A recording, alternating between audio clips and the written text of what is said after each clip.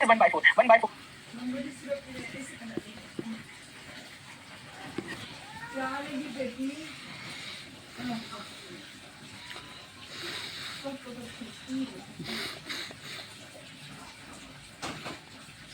मैं 0.7 चूज कर लूंगा क्योंकि इसमें जो चेंजेस आ रहे हैं, ठीक है, वो कहां पर दिखेंगे? वो जो हमारा SM वाला टर्म था, कोई सीक्वेंस जो है थर्ड टर्म के बाद कन्वर्ज करने लगेगा, कोई सीक्वेंस 15 टर्म पे कन्वर्ज करेगा,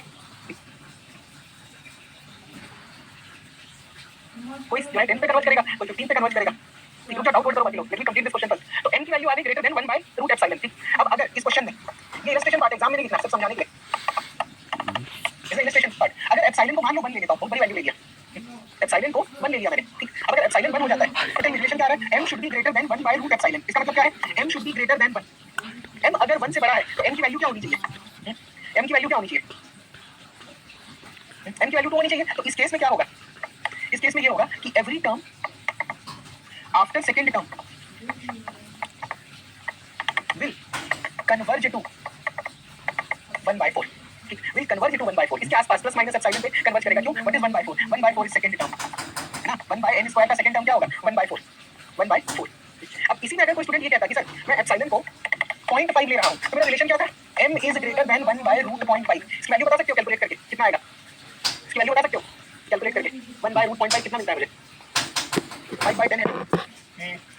m ग्रेटर देन 1.414 ऐसा कुछ आता है क्या? m greater then 1.414। तो m की वैल्यू क्या होगी उस हिसाब से? m की वैल्यू हो जाएगी 2। ठीक है, what is the value of m? m की वैल्यू हो जाएगी 2। तो अगर आपने m को 2 रख दिया, मतलब एवरी टर्म, वही same result, every term after second term will converge to 1/4। Every term after second term will converge to 1/4।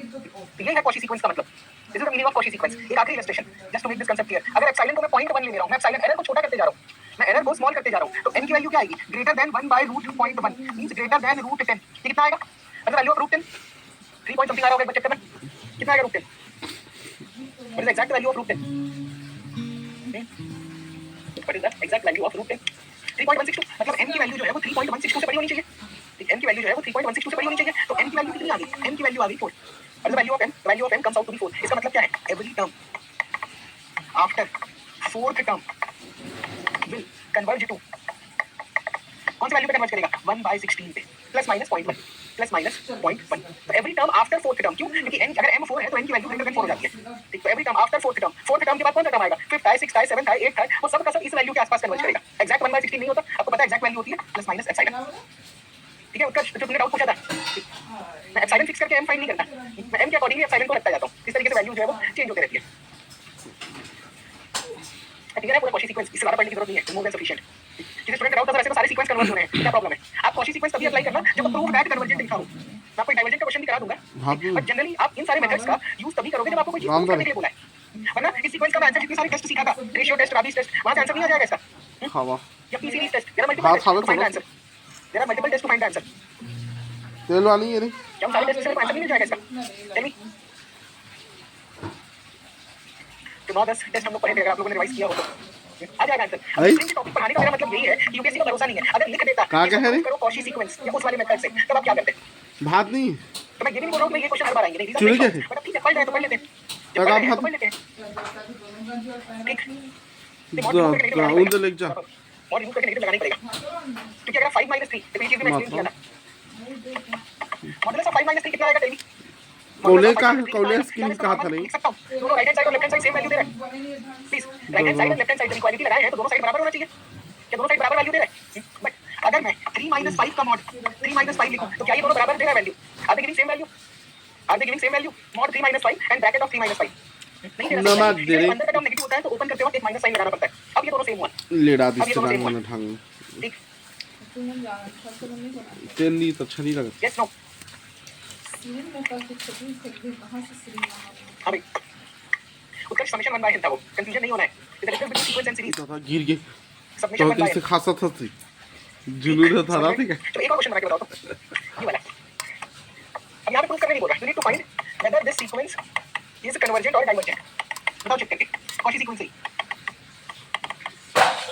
Convergent and divergent? ये क्या होगा? Sn - 1 power n, Sn - 1 power n, क्या ये कॉची सीक्वेंस है?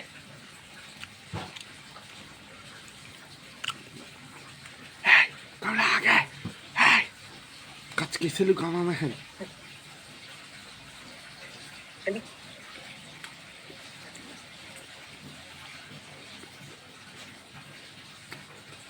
Proof कैसे करेंगे mathematically?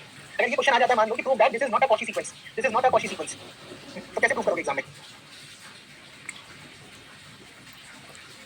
How to prove? Second type, third type वाला formula लगाओ कुलदीप, जो कॉची सीक्वेंस का थर्ड वाला था उसका अप्लाई करके बताओ। देखो वहां पर मैं क्या करता था, epsilon greater than 0 modulus sp minus sq such that p comma q greater than equal to 0, ऐसे कुछ लिखते थे कि m था। लेट मी चेक, m जो greater than equal to m, greater than equal to m, और जो मेरा m था it belongs to positive integer. ये था थर्ड वाला फॉर्म कॉची सीक्वेंस का। Is this the form of Cauchy sequence? Yes और no? Is this the form of Cauchy sequence? हां या ना? देखो मुझे m से बड़ा अज्यूम करना है p और q को, तो बहुत सिंपल है। ये चीज हमेशा याद रखना, जब भी पावर में n है और -1 की बात कर रहा है तो मैं इवन और ऑड पावर ले सकता हूं। जब -1 का पावर n दिया हुआ है तो उस n को मैं इवन ऑड में कन्वर्ट कर सकता हूं। यहां पर क्या बनेगा, ये मॉडुलस ऑफ, इसको लेते हैं साइलेंट लिख लेना, -1 power p minus of -1 power q less than epsilon, -1 power p and -1 power q। अब यहां पर वो q है का एक अज्यूम नंबर कैसे कर रहा हूं लगा मैं अज्यूम कर रहा हूं p को ट्वाइस है, m कुछ भी हो 2 into m करूंगा तो इवन बन जाएगा। और मैं q को क्या अज्यूम कर रहा अपने हूं, अच्छा बना था इसको लेके अब even and odd, even and odd. अब p को ऑड q को इवन कुछ भी ले सकते थे, लेकिन यहां पे मॉडुलस साइन लगा हुआ है, फर्क नहीं पड़ेगा। यहां पे मॉडुलस साइन लगा हुआ है तो p को ऑड q को इवन, q को ऑड p को इवन डजंट चेंज। अगर ये सब्स्टिट्यूशन करता हूं तो बताओ तो मॉडुलस के अंदर क्या रिजल्ट आएगा? What is the result I am getting inside this modulus sign? This यहां पर क्या बनेगा? ये मेरा assumption है, दिस इज assumption। बस मुझे एक ही कंस्ट्रेंट था कि जो assumption होना चाहिए वो m के बराबर या m से बड़ा होना चाहिए, तो मैंने m से बड़ा टर्म ले लिया है। मैंने m से बड़ा टर्म ले लिया। ये कितना आ जाएगा? Modulus of 2 less than epsilon. क्या ये पॉसिबल है? क्या ये पॉसिबल है? मैंने आपको बताया था एरर हमेशा 0 से लेकर 1 के बीच में होता है। एरर हमेशा 0 से 1 के बीच में होता है। क्या मैं एप्सिलॉन की वैल्यू 2 से बड़ी ले सकता हूं? Not possible. Therefore this is not a convergent sequence. मुझे डाइवर्जेंस के बारे में कुछ नहीं पता चल रहा। It is not a convergent sequence. It is not a convergent sequence.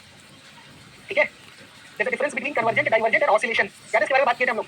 ये वाला जो सीक्वेंस है ये डाइवर्जेंट नहीं होगा, ये बाउंडेड सीक्वेंस होगा। -1 का power n, this is a bounded sequence. +1 -1 +1 -1 उसी के बीच में रहेगा हमेशा। एक वैसा नहीं है कि कंडीशन सेटिस्फाई नहीं हो रहा तो आप सीधा डाइवर्जेंट बोल देंगे, नहीं, कन्वर्जेंट नहीं है। अब डाइवर्जेंट है कि बाउंडेड है वो आपको सीक्वेंस देख के पता चलेगा। तो आंसर आएगा this is not a convergent sequence. इसके आगे मुझे नहीं पता। सर 2 क्यों लिखिए? इवन नंबर बनाना है भाई। 2 मत लिखो, मत लिखो 2, नहीं चाहिए 2 तो मत लिखो, 4 लिख दो, बात तो वही है। वो भी पसंद नहीं है तो 6 लिख दो, वो भी पसंद नहीं है तो 8 लिख दो। आपको इवन नंबर चाहिए ना, पावर में इवन और ऑड। तो इवन वेरिएबल कैसे अज्यूम करते हैं? 2 into समथिंग। ऑड वेरिएबल कैसे अज्यूम करते हैं? 2 into समथिंग प्लस -1। ये बचपन में नहीं सीखे? अच्छा अगर इवन नंबर चाहिए तो 2n, ऑड नंबर चाहिए तो 2n + 1 या 2n - 1, ऐसे ही हम लेते थे, ऐसे ही हम लोग लेते थे। Yes no? तो बचपन में सीरीज पढ़ते थे 11 12 में तो। और 2 जो है वो लेस देन एप्सिलॉन की कंडीशन पॉसिबल ही नहीं है, नॉट पॉसिबल। एक्चुअली आपका रिलेशन यहाँ पर क्या आ रहा है? 2 ग्रेटर देन एप्सिलॉन आ जा रहा है, क्योंकि एप्सिलॉन का रेंज मैंने आपको बता दिया 0 to 1, इससे बड़ा हो नहीं सकता। 0 से बन जाता है एप्सिलॉन, क्योंकि जो बाउंडेडनेस है प्लस एप्सिलॉन माइनस एप्सिलॉन वो गैप इतना बड़ा हो जाता है कि फिर कन्वर्जेंट में बोल ही नहीं पाऊंगा, मैं कन्वर्जेंट बोल ही नहीं पाऊंगा। अब सोच रहे इस बात को, थोड़ा सा इमेजिन करके देखना, थोड़ा सा इमेजिन करके देखना। अगर एप्सिलॉन को 2 से बड़ा लेना है, ठीक, मान लीजिए एप्सिलॉन को अगर मैं 2.1 ले लिया, अगर मैं एप्सिलॉन को 2.1 ले लिया, तो ये जो सीक्वेंस है वो सीक्वेंस कैसा बनेगा? +1 भूख में जल्दी जल्दी खा +1 -1, ठीक, तो ये हमेशा उस रेंज के अंदर आ जाएगा। तो जो आपका SN है, अगर आप एप्सिलॉन को 2 से बड़ा लेते हो तो ये कन्वर्जेंट हो जाएगा, बट इसका कोई मतलब नहीं होता, क्योंकि इतना बड़ा रेंज में नहीं ले सकता। इतना जो स्विंग हो रहा है, इस स्विंग को मैं कन्वर्जेंट नहीं मान सकता। जरेल फेंका क्लियर है ये चीज? ये डेफिनेशन मेरे को दिया है, ये रिजल्ट। ये एप्सिलॉन को अगर आप 2 से बड़ा लेंगे तो कन्वर्जेंट है, क्यों? क्योंकि मैक्सिमम स्विंग 2 का ही दे रहा है। ये जो मैक्सिमम है ये स्विंग दे रहा है 2 का। दादा और पानी में डाल देना। जीरो कहां हो रहा है भाई? इसमें वैल्यू पुट करके देखो, ये मैं नहीं सॉल्व करूंगा कि -1 का स्क्वायर माइनस -1 का क्यूब, ये कितना आएगा? I am not going to solve this thing I am not going to solve this thing. ठीक है, यहां तक के आगे चले। चलो आगे चलते हैं, ऐसे क्वेश्चंस नहीं आएंगे, सिर्फ समझाने के लिए है आपको concept. Let us solve another question, then we will wrap up this topic. अपन सारा समय लेना तो है नहीं, तो लड़का के ऊपर दाम दे देता है SL = n/n सही + आप 1। अब बताओ कॉची सीक्वेंस वाली मेथड से क्या ये कन्वर्जेंट होगा या नहीं? जोर से कुदरा कट ले करी सुन दे दे उगले हां समझ जितना पढ़ाया होगा, करा ठीक है, से कन्वर्जेंस चेक करने के लिए बोलता है, डाइवर्जेंस कभी प्रूव करने के लिए नहीं बोलता। अगर डाइवर्जेंस प्रूव करना होगा तो टेस्ट में बताया था आपको, l की वैल्यू ग्रेटर देन 1, l की वैल्यू लेस देन 1। वो है ना यही चलिए क्या आएगा इसका आंसर? बताए हो क्या ये कॉची सीक्वेंस है कि नहीं? खुद है तो Is it a Cauchy sequence or not?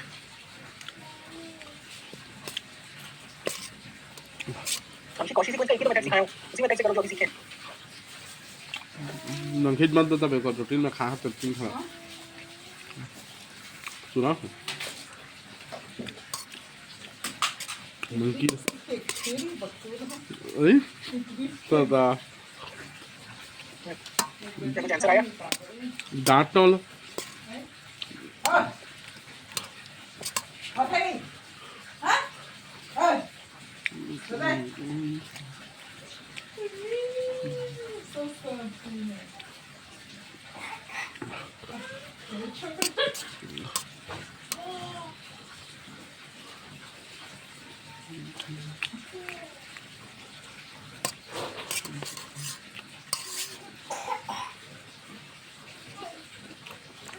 Class चल रही है नहीं चल रही है, कोई कमेंट नहीं है फ्रॉम योर साइड।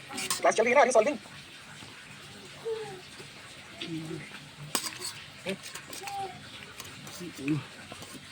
क्या मैं सॉल्व कर दूं? भात भरा है। করলো খাবো। सॉल्व कर दूं? ठीक है, देखो सिंपल सा सवाल है। आगे 2000 बन के क्या दे 2000 इट्स बन प्रोसेस के एप्सिलॉन ग्रेटर देन 0। यहाँ पर मैं क्या एज्यूम करूंगा, एक m हो जाए जो कि z प्लस हो, such that n is greater than m। n is greater than m, दोनों तरफ प्लस 1 कर देता हूँ, तो n plus 1 greater than m plus 1 inverse कर दो, 1 upon n plus 1 less than 1 upon m plus 1। क्या यहाँ तक ठीक है? क्या यहाँ तक ठीक है? 1 upon n plus 1 is less than 1 upon m plus 1। 1 upon n plus 1 less than 1 upon m plus 1। अब यहाँ पर एक और कंडीशन क्या थी कि modulus of Sn minus Sn should be less than epsilon। Mod of Sn minus Sn should be less than epsilon। तो Sn कितना हो जा रहा है? n upon n plus 1 minus m upon m plus 1 should be less than epsilon। प्याज कितना है? अब देखो हो क्या रहा है यहाँ पर तो मेरा 1 upon n plus 1 था, 1 upon m plus 1 था, तो ऐसा कुछ फॉर्म क्या यहाँ पर मैं क्रिएट कर सकता हूँ? तो यहाँ पर ऐसा कुछ फॉर्म क्रिएट कर सकते हैं। देखो तो ध्यान से, इस n upon n plus 1 को 1 minus 1 upon n plus 1 क्या ऐसे लिख सकते हैं? कैसे लिख सकते हैं? n upon n plus 1 को 1 minus 1 upon n plus 1 and minus of 1 minus 1 upon m plus 1 mod less than epsilon। इसको सिंपलीफाई करना तो 1 1 कैंसिल हो जाएगा, क्या रिलेशन बन जाएगा? क्या रिलेशन बन जाएगा? जब इसको सिंपलीफाई करोगे तो बन जाएगा 1 upon m plus 1 minus 1 upon n plus 1। ये आएगा रिलेशन। क्या यहाँ तक क्लियर है? क्या यहाँ तक क्लियर है? क्या यहाँ तक क्लियर है? 1 upon सॉरी m minus 1 लिखो प्लस 1 है, 1 upon m plus 1 minus 1 upon n plus 1। अब एक बात बता रहा, राइट हैंड साइड बड़ा है, ये वाला टर्म बड़ा है कि ये वाला टर्म? ये वाला टर्म बड़ा है, ये नेगेटिव जो माइनस कर रहा हूँ ये हमेशा पॉजिटिव आ रहा है, तो जब ब्रैकेट ओपन करूंगा तो प्लस साइन के साथ ओपन हो जाएगा। Less than epsilon. अब एक बात बताइए, इसको मैं ऐसे लिख सकता हूँ 1 upon m plus 1 minus 1 upon n plus 1 is less than, ठीक ठीक, 1 upon m plus 1 minus 1 upon n plus 1 is less than 1 upon m plus 1। और 1 upon m plus 1 जो होगा is it less than 1 by m? Is it less than 1 by m? कुछ सोच के देखो, 1 by 3 जो है वो 1 by 2 से छोटा होगा कि नहीं होगा? 1 by 4 जो है वो 1 by 3 से छोटा होगा कि नहीं होगा? तो ये मिल गया मुझे एक डायरेक्ट रिलेशन। अब यहाँ से भी सॉल्व कर सकते थे, गलत नहीं होता, आंसर तब भी आ जाता है, but 1 by m less than epsilon, तो आपको m का वैल्यू क्या मिल गया? m should be greater than 1 by epsilon। This is a Cauchy sequence, this is a Cauchy sequence, therefore convergent। This is a Cauchy sequence, therefore convergent। ठीक, तो यहाँ तक ठीक है? देखो अगर आप ये सोच के मत घबराना कि ये सब सिंप्लीफिकेशन में एग्जाम में कैसे करूंगा, जितने पॉसिबल क्वेश्चन है मैं करवा दे रहा हूँ आपको। तो अगर Cauchy सीक्वेंस से कुछ पूछना होगा तो यही से पूछेगा, नहीं तो नहीं पूछेगा। ठीक, अगर Cauchy सीक्वेंस से कोई भी क्वेश्चन फ्रेम करना होगा तो या तो इन्हीं क्वेश्चन से आएंगे नहीं तो नहीं आएंगे। ठीक, एक और सॉल्व करोगे ऐसे ही, last question from this topic, last question from this topic. Yes, थोड़ा इंटरेस्टिंग सवाल है। Sn is equals to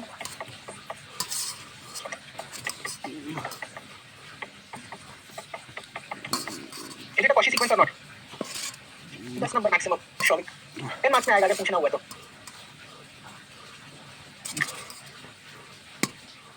Is it a Cauchy sequence or not? Tell me.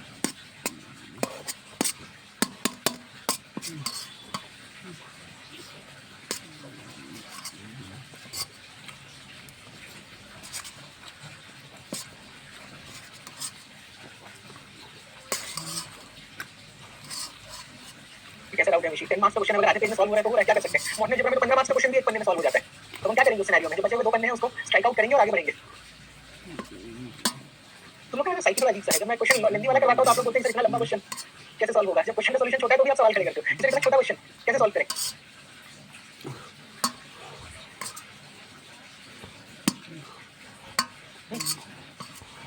क्या मैं सॉल्व कर दूं?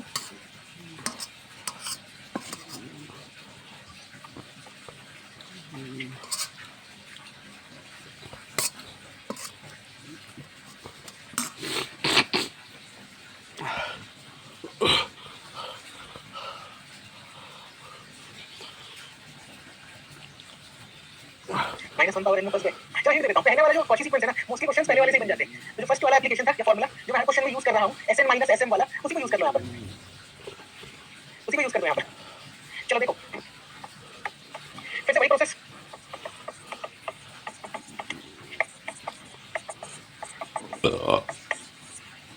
ठीक है? यहाँ तक 1 by n is less than 1 by m। 1 by m less than 1 by m, ठीक यहाँ तक के। तो देखो यहाँ पर क्या बनता है, Sn minus Sm less than epsilon। Sn कितना है, -1 power m by n minus 1 power m by m less than epsilon, ठीक, लेस देन एप्सिलॉन। अब इसको सॉल्व करने के लिए अगर मैं p और q वाला टर्म अप्लाई करता है ना कि एक को ट्वाइस ऑफ m ले लो, एक को ट्वाइस ऑफ m + 1 ले लो, तो क्वेश्चन अननेसेसरी कॉम्प्लिकेट हो जाता है। तो जैसे आपने सॉल्व किया था, ठीक है, इसके आगे अगर आप p और q वाले मेथड से कर रहे हो तो ये बड़ा कॉम्प्लिकेटेड सा टर्म बन रहा है।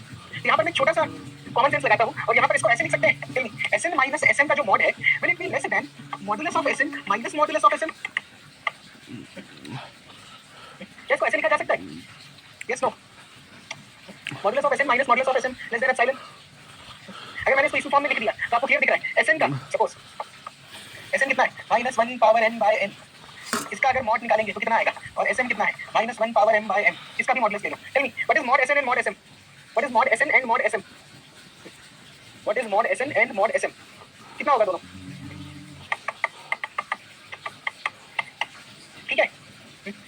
वो जो -1 पावर n की समस्या थी, मॉड लेते हुए नहीं, मॉड लेते हैं। अब यहाँ पर क्या बन गया, 1 by n minus 1 by m less than epsilon, ठीक। अब इसको भी थोड़ा और सिंपलीफाई कैसे करेंगे, यहाँ पर आओ, 1 by m is less than 1 by m, अगर दोनों तरफ 1 by m ऐड कर दूं, क्योंकि 1 by m क्या है, एक पॉजिटिव नंबर, तो ये आ जाएगा 1 by m plus 1 by m, तो मतलब ये क्या बन गया, 1 by n minus 1 by m, ठीक। यहाँ पर कितना वैल्यू था, कहीं तो गलती की क्या, Sn minus Sm दिस, ठीक है, 1 by n minus 1 by m, ठीक।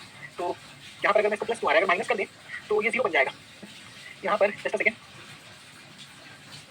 अच्छा ठीक है, गॉट इट।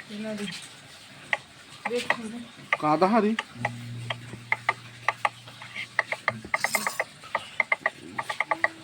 तो हो गया, घूले घूले, ठीक है। तो प्लस माइनस दोनों के वैलिड होता है, जो इक्वालिटी लिखी मैंने वो गलत लिखा था, यहाँ पर प्लस साइन आएगा। तो यहाँ पर घूम फिर के सिंपलीफाई करने के बाद रिलेशन आता है m greater than 1 by 2 epsilon, तो therefore it is a Cauchy sequence, ठीक, therefore it is a Cauchy sequence। तो इस तरीके से आप इन क्वेश्चंस को अटेम्प्ट कर सकते हैं, ठीक, इस तरीके से आप इन क्वेश्चंस को अटेम्प्ट कर सकते हो, ठीक। हाँ जी, माइनस करके प्लस लिख सकते हैं, ये होती है ना equality, modulus of a minus b किससे जानना था mod a plus mod b, लेकिन ये स्क्वायर की तरफ से आता है, mod a plus mod b, इस तरीके से आप लिख सकते हो। यहाँ पर मैंने क्या 2 by m तो लिखा है, सॉरी,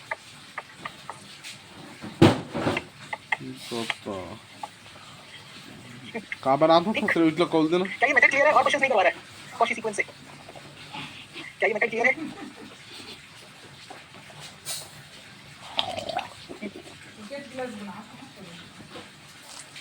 कोई आपत्ति छा है क्वेश्चन जो मैंने आपको नहीं सॉल्व कराया था,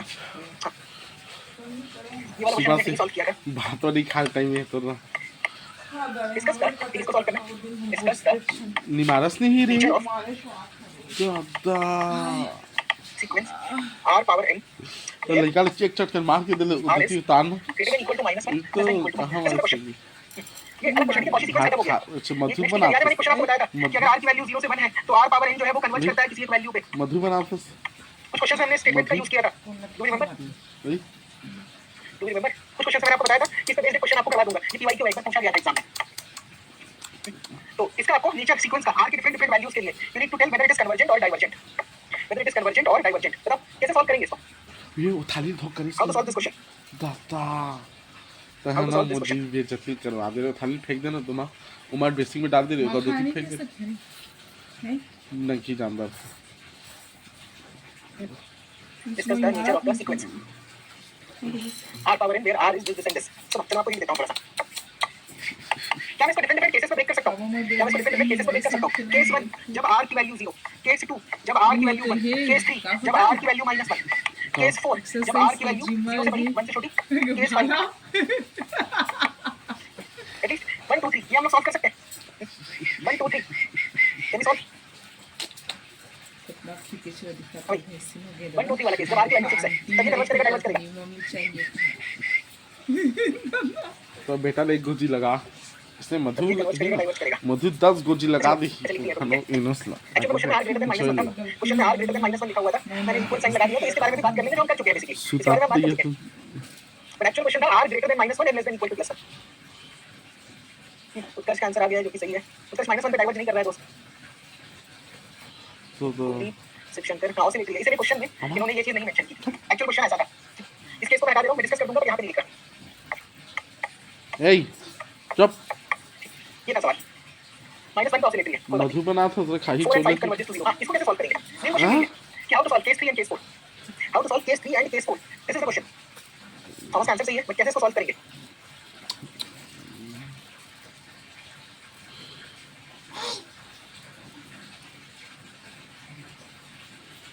क्या मैं सॉल्व कर दूं?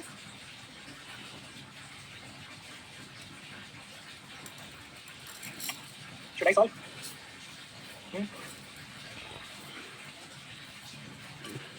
Yes. चलो देखो फेंका तो है रे केस 1 जब r की वैल्यू 0 है तो rn वाला जो सीक्वेंस है ये क्या आ जाएगा 0 0 0 ये 0 तो क्या ये कन्वर्जेंट है? Is it convergent? तो किस वैल्यू पे कन्वर्ज कर रहा है 0 पे? 0 का ही सीक्वेंस है ठीक 0 का ही सीक्वेंस है तो ये कन्वर्ज करेगा केस 1 केस 2 अगर r की वैल्यू 1 ले लिए बाल्टी तो में r फेंक पावर दे n का तो सीक्वेंस क्या थाली होगा? में बात 1 1 1 1 एक कांस्टेंट सीक्वेंस है सब वैल्यू कांस्टेंट है तो ये किस पे कन्वर्ज करेगा? It will converge to 1 it will converge to 0 it will converge to 0 and it will converge to 1 case 1 case 2 ठीक case 1 case 2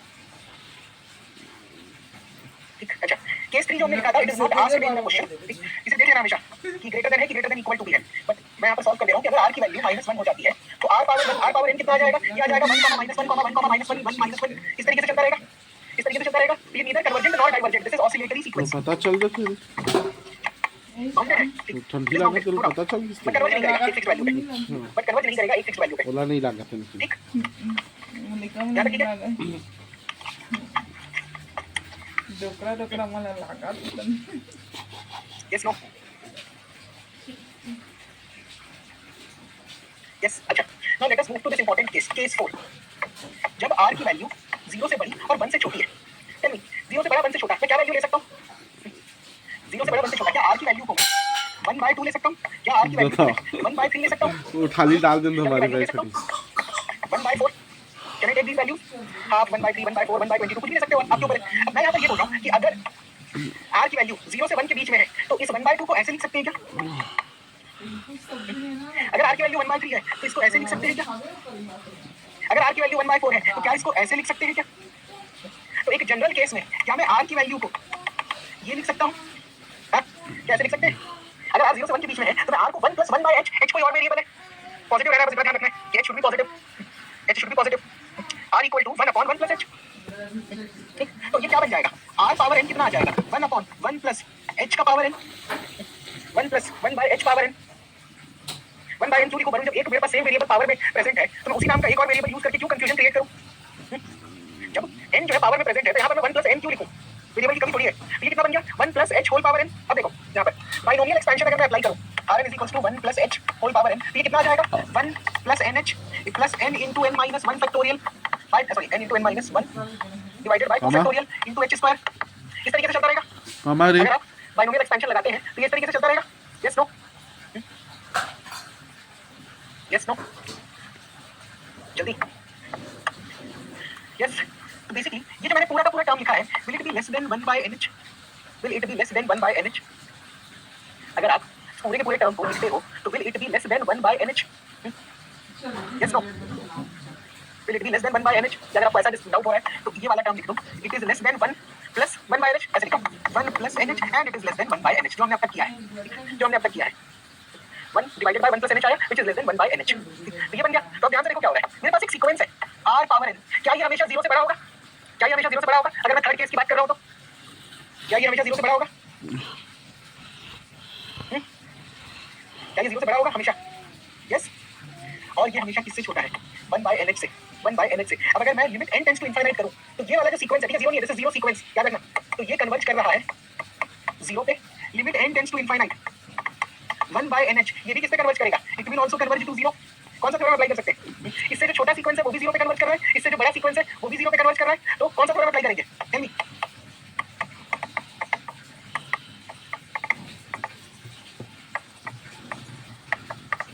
will converge to 0 will converge to 0 तो इस तरीके से आप जो 0 से 1 वाला केस है इसको प्रूव कर सकते हो और इस मेथड को ध्यान में रखना मेथड में सिर्फ एक चीज है ये वाला नोटेशन किसी और क्वेश्चन में ये मेथड यूज हो सकता है किसी और स्ट्रेट फॉरवर्ड क्वेश्चन तो आप बना लोगे रियल एनालिसिस में बट अगर कुछ इस टाइप का क्वेश्चन आया तो कैसे अटेम्प्ट करना है आई बिलीव थोड़ा आइडिया मुझे मिल गया इससे एक छोटा सीक्वेंस भी 0 पे कन्वर्ज हो रहा है बड़ा सीक्वेंस भी 0 पे कन्वर्ज हो रहा है तो एज पर सैंडविच थ्योरम ये वाला सीक्वेंस भी 0 पे कन्वर्ज करेगा ये वाला जो सीक्वेंस है ये भी 0 पे कन्वर्ज करेगा ठीक हां भाई यस नो देखो दिमाग ले लीजिए तो कुछ भी अज्यूम कर सकते हैं और assumptions लेकर भी सॉल्व कर सकता हूं बट एक सिंपल सा मैंने assumption बताया क्या ये assumption के साथ समझ में आ गया आपको I am just asking this thing क्या इस assumption के साथ आपको समझ में आ गया आप दो तीन चीज पूछ रहे थे जैसे कुछ और assumption बिल्कुल ले सकते हो बट क्या ये assumption से समझ में आ गया बस आगे बढ़ते हैं एक क्वेश्चन को एग्जाम में एक ही तरीके से सॉल्व करना होगा मल्टीपल तरीके से मत सॉल्व करना इसे पेज बचा तो एक सवाल को दो तरीके से बना देता हूं एग्जामिनर नाराज हो जाएगा अगर ये समझ गए हो तो late us solve this part. Case 5 ये कैसे सॉल्व करोगे मुझे बताओ। जब r की वैल्यू -1 से बड़ी और 0 से छोटी है तो how to solve this case. तो बताओ r पावर n कन्वर्ज करेगा डाइवर्ज करेगा, और कन्वर्ज करेगा तो किस वैल्यू पे, कन्वर्ज करेगा तो किस वैल्यू पे, सोचो थोड़ा, थोड़ा सोचिए।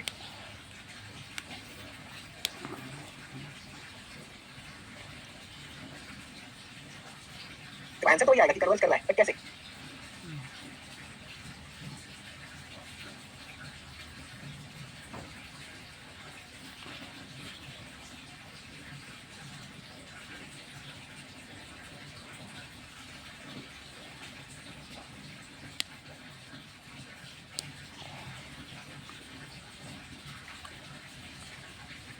क्या मैं सॉल्व कर दूं।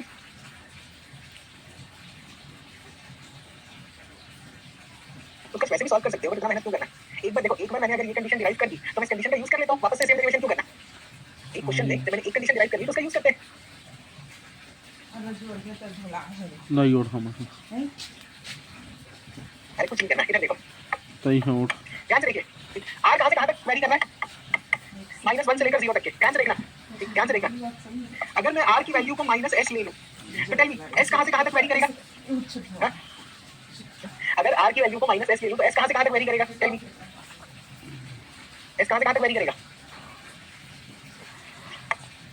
अगर मेरे पास एक वैल्यू है, एक टर्म है कि भाई s जो है वो 0 से 1 तक जा रहा है, तो क्या आप बता सकते हो s पावर n कन्वर्जेंट है कि नहीं है। अगर s की वैल्यू 0 से 1 तक जा रही है तो limit n tends to infinite s power n कितना होगा, limit n tends to infinite s power 1 कितना होगा, कितना होगा।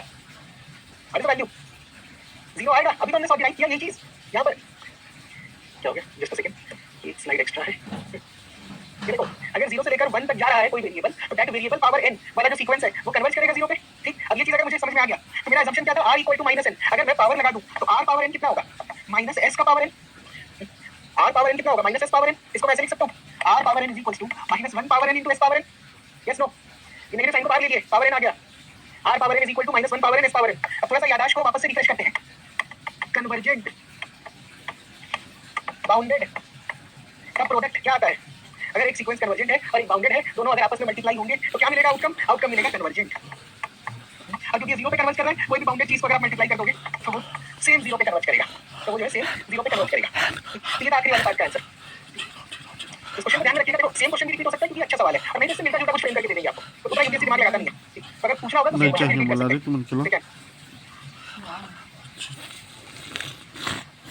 ठीक है, ये सवाल समझ में आ गया, और इस रिजल्ट को याद भी रखना क्योंकि फिर मैं इसको मतलब कई बार अप्लाई भी कर सकते हैं। इस क्वेश्चन में जितने सारे हमने रिजल्ट फाइंड किए कि ये जो है आंसर क्या है इसका, ये कहाँ से इस वाले ये केस का। ठीक दादा है, जब मैं -1 को मतलब इंक्लूड कर यहाँ रहा हूं, दो यहाँ पर गोली इक्वालिटी खाया नहीं तो है, सर्दी क्योंकि ने निकाला हर तो केस में कापला है ना, कन्वर्जेंट होती है। जब ये यही नंबर तिला है ना, ये जो चीज हाँ होती है फिर हर एक केस मना में के कन्वर्जेंट दबे होती दबे है। लगाए सेठी जिन सोचे खाए तो कितनी डैमेज हो जाती।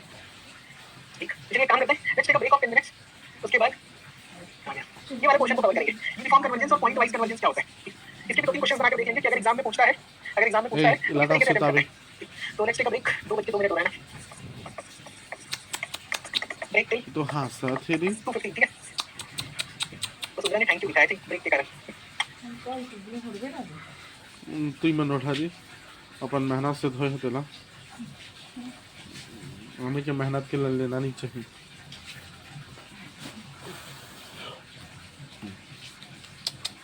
दादा दादा इस नानी देखिए मैं हरी कुकुरा के आत के अनहाल पसादी था दरवाजा काम नहीं बन के रस्ते ओकर चेथी ले लगे ना एक एक इंच के और तो हनो के तो हेरी ओई जगह गिरी से चप्पल मोटा जगह नहीं फेंका है वो देख कुर्सी हनो के बेगो पर गिरी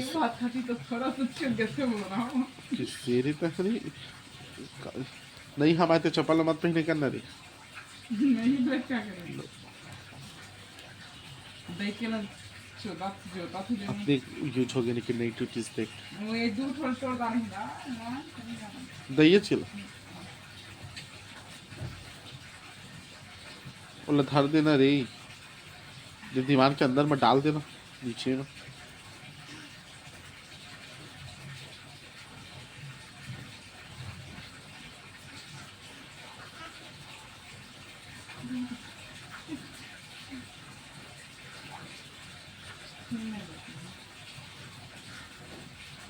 मैं नहीं नहाता तो साबुन बचा था मैं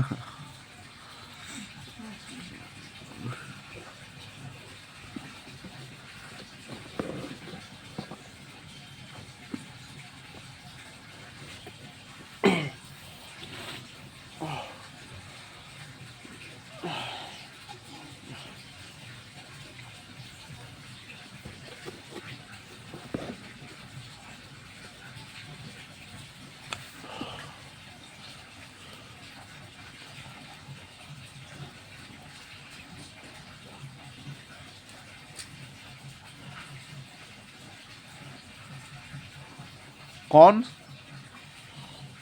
थी कौन बुल्की से देती बदे पीछे थी बा खुद देखे परछाई ले पूरा ताना जिंदगी में दरवाजा बंद नहीं कर रहे दरवाजे बंद नहीं पीछे तो आम पानी कर खिड़की वाला खोले रही था नहीं मैं वो हाथ में मोड़ना किसी ने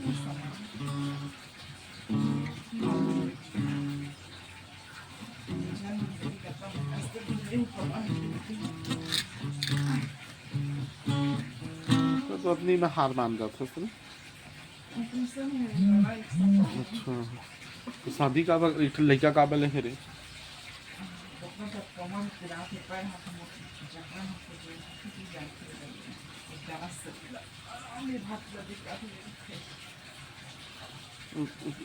उधर ही उधर के पीछे देख पीछे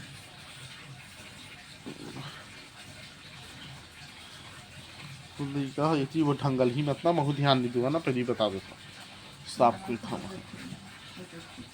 वो सांप के था वो तो बेगू पर फेंके मुंह तो कान चिपक जा रही थी सामने जिनके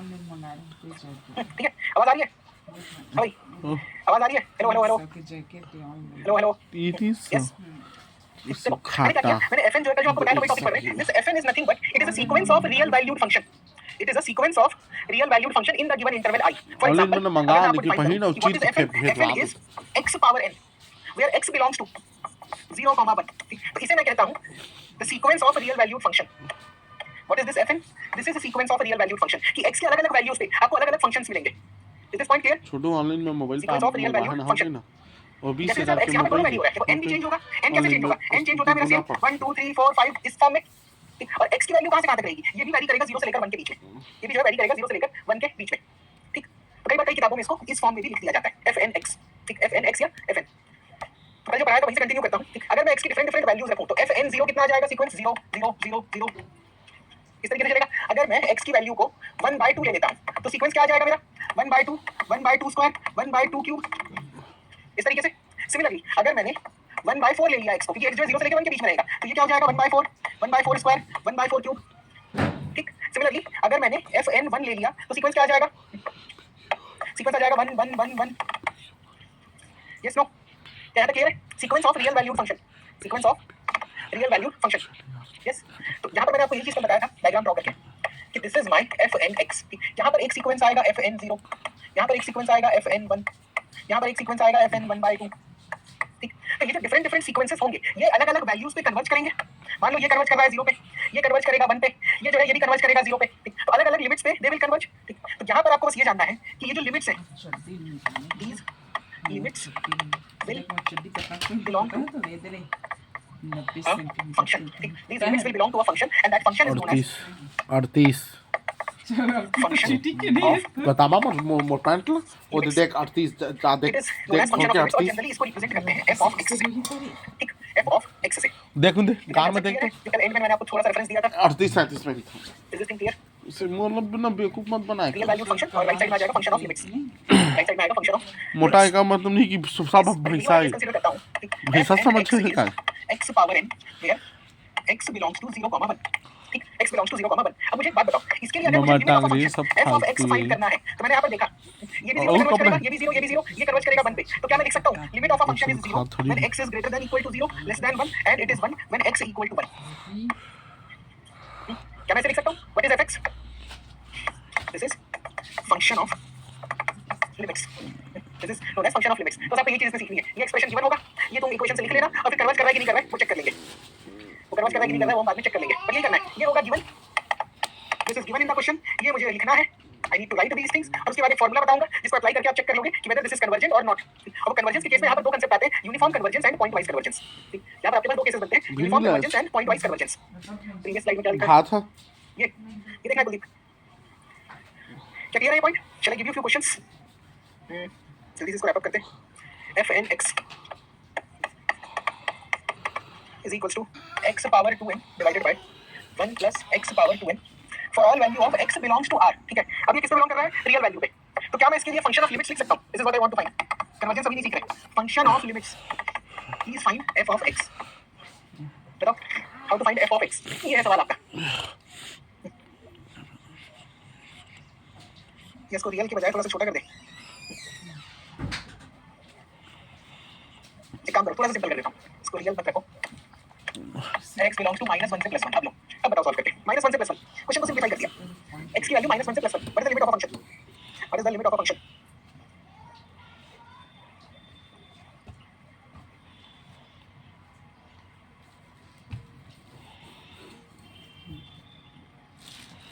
हेलो पैंथरा आप इसके लिए सॉल्व कर दो, मैं रियल के लिए सॉल्व कर दूंगा। हेलो मोटो ये पानी गरम नहीं कृति सिनन है के थे बोतल का पानी दे रहा फेंक इतनी कर हां तो फेंके फेंके में किसे ध्यान दी थी गरम पानी नहीं डाले हां वो लोग गरम का ठंडा हो गया है इसमें डाल दे जो ठात नहीं करने वाला हूं कहते इकट्ठा बटन में डाल चलिए सॉल्व, जा गरम कर जा तो काम डब के पानी कर दे, मैं आने में नहीं तो करे थे टिफिन में मांझ के मेहनत जा करके जा जा ये एनालिसिस क्वेश्चन नहीं है, आपको सिर्फ फंक्शन फाइंड करना है डिफरेंट डिफरेंट वैल्यूज पे। तो सब लोग दे दे यस देखो सिंपल है, हां क्वेश्चन को वापस से ठीक कर दे रहा हूं, x बिलोंग्स टू रियल, ठीक है, पूरे रेंज के लिए फाइंड कर लेंगे, हालांकि -1 से +1 पूछा है, मैं पूरा सॉल्व कर लेते हैं। एक बात बताओ, अगर x की वैल्यू, अब मैं अलग-अलग रेंज में इसको डिवाइड कर रहा हूं, मुझे क्या फाइंड करना है, limit n tends to infinite f n x, this is what I need to find, ठीक। तो मैं पहला केस क्या ले लेता हूं, मेरी रिपीटिशन हो रहा है, डोंट वरी, x को 0 ले लेते हैं, ठीक। अगर x को 0 रखूंगा तो ये फंक्शन क्या बनेगा, टेल मी, ये लो बाल दे जा अगर x को 0 रखूंगा तो ये फंक्शन क्या बनेगा, ए फंक्शन 1 बन जाएगा, तो limit n tends to infinite f n x क्या बन आ जाएगा, क्या ये बन आ जाएगा कि 0 आएगा, भाई न्यूमरेटर 0 1 + 0 तो बाल 0 को और 1 छू छू के परेशान कर देता तू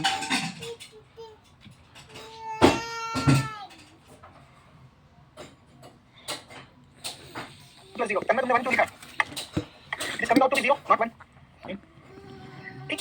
ये तो एक केस हो गया, एक और केस लेते हैं, सपोज अनदर,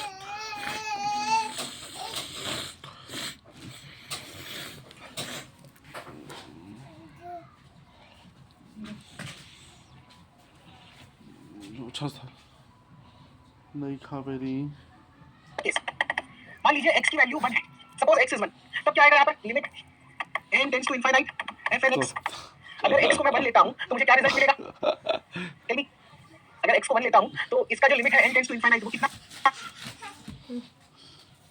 जानरी नहीं तो आ जाती इस जगह देखा तो 1/2 आ जाएगा, गुड, मैं ये सॉल्व करके नहीं दिखाना ना, सबको क्लियर है ना दिस थिंग कि 1/2 वैल्यू आ रही है। अपन अपन लोग लेके पारी आता अगर x को -1 ले लूं, limit n tends to infinite f n x गाड़ी कितना आ आएगा, गया अगर x की वैल्यू को -1 ले लेता हूं, अगर x की वैल्यू को -1 ले लोगे तो याद रखना यहाँ पे 2n है, मतलब एक स्क्वायर का टर्म है, नेगेटिव को भी वो पॉजिटिव कर देगा, आंसर आ जाएगा अगेन 1/2। मैंने 1 और -1 वाला केस क्यों कंसीडर किया, मैंने 1 और -1 वाला केस इसलिए कंसीडर किया क्योंकि यहाँ पर ना x पावर 2n है, यहाँ पर क्या प्रेजेंट है, x पावर 2n, आप मुझे खुद बताइए, अगर x की वैल्यू -1 से बड़ी और 0 से छोटी होती है तो limit n tends to infinite x power 2n 1 + x power 2n क्या रिजल्ट देगा, टेल मी, क्या रिजल्ट देगा, ये -1 से 0 के बीच में है तो what result it will give? आप खुद सोचो, n को अगर आप इनफाइनाइट कर रहे हो, अगर आप n को इनफाइनाइट कर रहे हो तो ये वाला जो टर्म है ये कौन सा टर्म है? It is less than 1। ठीक, ये दोनों के दोनों क्या है? It is less than 1, it is less than 1। तो लेस देन 1 करने पर 1 बाय, ठीक है, क्या हो जाएगा? 1 बाय समथिंग पावर इनफाइनाइट, ये रिजल्ट तो विल पूरा बी छोड़ 0। Is this point clear? Result will be 0. एक और case, limit n tends to infinite, x power 2n, 1 plus x power 2n, x की value greater than 0 less than 1, x की value greater than 0 less than 1, क्या मिलेगा? क्या result आएगा? नीचे की सीढ़ी करना नीचे रे क्या है?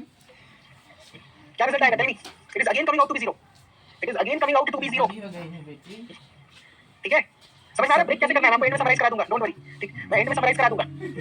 किसी ने पूछा है क्यों सर? क्या वैल्यू सॉल्व करके देखो तब तो पता चलेगा क्यों। x को कितना लिया हूं? 0 से 1, मान लो 1/3 power 2n divided by 1 plus 1/3 power 2n। इसमें अगर मैं limit n tends to infinite करूं तो क्या रिजल्ट देगा? तब में क्या रिजल्ट देगा ये? x को कितना लेना है? 0 से लेके 1 के बीच में। x को अगर 0 से 1 के बीच में रखेंगे तो क्या रिजल्ट देगा? Tell me. भाई limit n tends to infinite, ये वाला टर्म 0 बन जाएगा न्यूमरेटर, और ये डिनोमिनेटर में ये 0 बन जाएगा। क्या बनेगा result? 0 1 plus 0, therefore answer is 0। Therefore answer is 0। Therefore answer is 0। अब इसको थोड़ा आगे बढ़ाते हैं। Limit n tends to infinite x power 2n 1 plus x power 2n आपको फाइंड करना है when x is greater than 1 less than infinite. When x is greater than 1 and less than infinite, तब क्या होगा यहाँ पर रिजल्ट?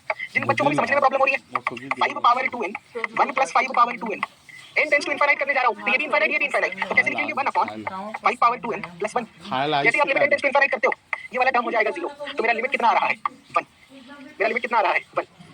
क्या clear है? हां भाई, कैलकुलस है ये, नथिंग एल्स। अलग-अलग वैल्यूज गांव में चल बैठ हो जाता।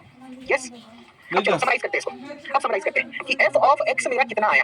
ठीक, f ऑफ x जो है ये कितना आया? लेट अस चेक स्टार्टिंग से। सर 0 रखे थे तो 0 आ गया था, ठीक है। x को 1 रखे थे तो 1/2, -1 रखे थे तो 1/2, -1 से 0 भी 0 था, 0 से 1 भी 0 था। इसका मतलब क्या है? f of x is equals to 0 when x is greater than -1 less than equal to 0। कैसे कैसे लिखते हैं? Union greater than equal to 0 less than 1। ठीक, लिखने का तरीका है। कैसे लिख सकता हूं मैं? पहला वैल्यू, क्योंकि 0 पे भी 0 है, -1 से लेकर 0 पे भी 0 है, और इस पे भी 0 है। या और अगर सिंपल तरीके से लिखना है तो ऐसे भी लिख सकते हो। इतनी मेहनत क्यों करना? मॉड x लेस देन 1 पे वैल्यू 0 आ रही है फंक्शन की, मॉड x लेस देन 1 पे वैल्यू 0 आ रही है। अब x की वैल्यू जब +1 थी और -1 थी, तब मेरा रिजल्ट क्या आया था? x की वैल्यू जब +1 थी और -1 थी, तो लिमिट ऑफ अ फंक्शन कितना आया था? 1/2। लिमिट ऑफ अ फंक्शन कितना आया था? 1/2। अब तीसरा केस क्या होगा? जब x की वैल्यू ग्रेटर देन 1 है और लेस देन इनफाइनाइट हो। ठीक, ग्रेटर देन 1 से लेकर लेस देन इनफाइनाइट, और जब आप दूसरा ये वाला केस भी फाइंड करोगे ना, माइनस इनफाइनाइट से लेकर लेस देन -1, यहाँ पर आप अगर माइनस इनफाइनाइट से लेकर -1 वाला सब्स्टिट्यूट करोगे तो भी आपका आंसर आएगा 1। This is limit of a function, this is limit of a function.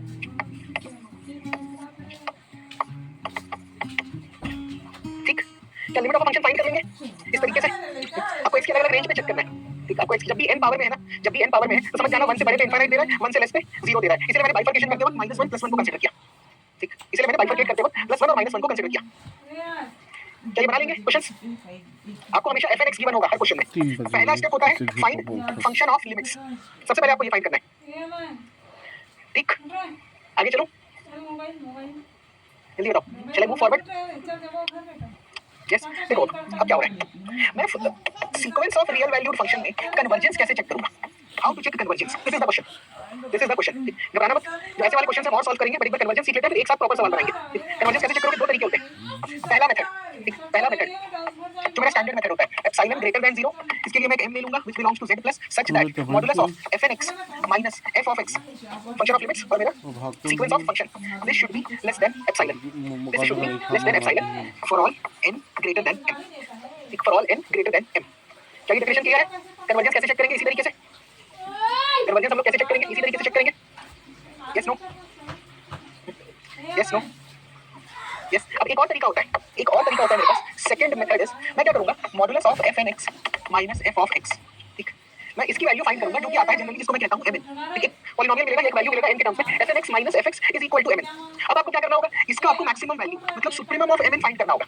You need to find the value of supremum maximum of mn। ठीक, अब इसमें आप क्या अप्लाई करोगे? Limit n tends to infinite supremum of mn, limit n tends to infinite supremum of mn। अगर इसकी value 0 आती है, अगर इसकी वैल्यू फाइनाइट आती है, दो केस बनते हैं यहाँ पे। या तो इसकी वैल्यू 0 होगी या तो इसकी वैल्यू फाइनाइट होगी। अगर वैल्यू 0 होती है तो fn(x) में कौन सा कन्वर्जेंस होता है? Uniform convergence. ठीक, fn(x) में कौन सा कन्वर्जेंस एग्जिस्ट करेगा? Uniform convergence. अगर ये वैल्यू फाइनाइट आती है तो fn(x) में कौन सा कन्वर्जेंस आएगा? Point wise convergence. मैं आपको क्वेश्चन सॉल्व करते हो इसका डिफरेंस बता दूंगा। ठीक, कौन सा कन्वर्जेंस आता है? The convergence is known as pointwise convergence. क्या क्लियर है ये पॉइंट? सुप्रीमम मतलब मैक्सिमम। ठीक है, याद रखिए, नोट बाद में कर लेना। ठीक है, नोट बाद में कर लेना। क्या क्लियर है ये पॉइंट? यस, अच्छा, तो यहाँ पर फिर मुझे कैसे पता चलेगा, इसे टेस्ट के थ्रू कैसे पता चलेगा कि यूनिफॉर्म है या पॉइंट वाइज कन्वर्जेंस है? याद रखिएगा, यहाँ पर मैं क्या करता था, एम और एप्सिलॉन के बीच में एक रिलेशन फाइंड करता था। कन्वर्जेंट प्रूव करने के लिए एम और एप्सिलॉन के बीच में रिलेशन फाइंड करते थे। एम और एप्सिलॉन के बीच में रिलेशन फाइंड करते थे, तभी कन्वर्जेंस कहलाता था। अगर इस केस में एम की वैल्यू यूनिक मिलती है आपको, then this is the case of uniform convergence. अगर एम की वैल्यू यूनिक नहीं होती, यूनिक नहीं होना मतलब by changing epsilon, if m changes then it is the case of point wise convergence। then it is the case of point wise convergence। ठीक है, याद रखिए। देखिए ना नहीं किया काम करे तो फिर हम जितने क्वेश्चन किए हैं एप्सिलॉन पे डिपेंडेंट रहता है, तो सारा का सारा पॉइंट वाइज कन्वर्जेंस वाला केस था। ठीक, ये थोड़ा मोटी होगी ना तो पाली जी में जो पॉइंट वाइज लड़की नहीं कन्वर्जेंस होगी वाला। ना उसने दिखी थोड़ा मोटी हो जी, थोड़ा सा मोटी हो जाएगी ना होगी ना, तो पाली जी में नहीं है लड़की नहीं वो डोकरी होगी तो लगन की कब की सही कही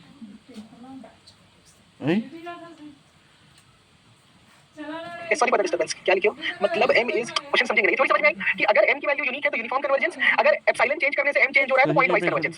दूसरा मेथड ये बोलता है कि mn की वैल्यू फाइंड करो, अगर इसका सुप्रीमम में n टेंड्स टू इनफिनिट पे 0 आ रहा है then it is uniform convergence, और अगर n टेंड्स टू इनफिनिट पे फाइनाइट आ रहा है then it is pointwise convergent. Yes no, क्या यहां तक ठीक है? इसका एक नाम होता है इस टेस्ट का, बड़ा ही कठिन सा। इस टेस्ट का नाम लिख लो, वीएस-स्ट्रॉस टेस्ट। ये है स्पेलिंग WEIER।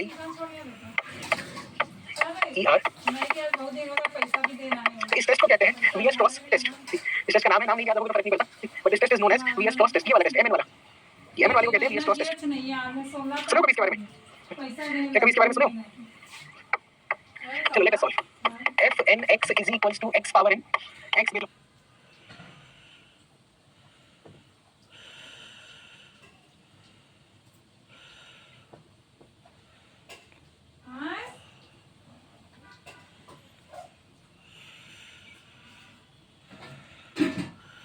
अगर कर रहा है तो कौन सा कन्वर्जेंस है, यूनिफॉर्म है या पॉइंट वाइज है?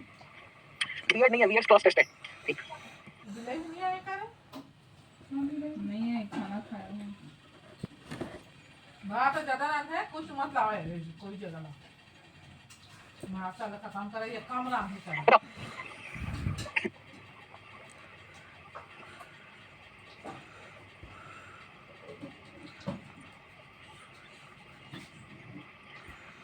आप सॉल्व करेंगे मैं सॉल्व कर दूं? दाल ले आ रे कमला, ना नहीं है, राम जी दाल रखे हैं। दाल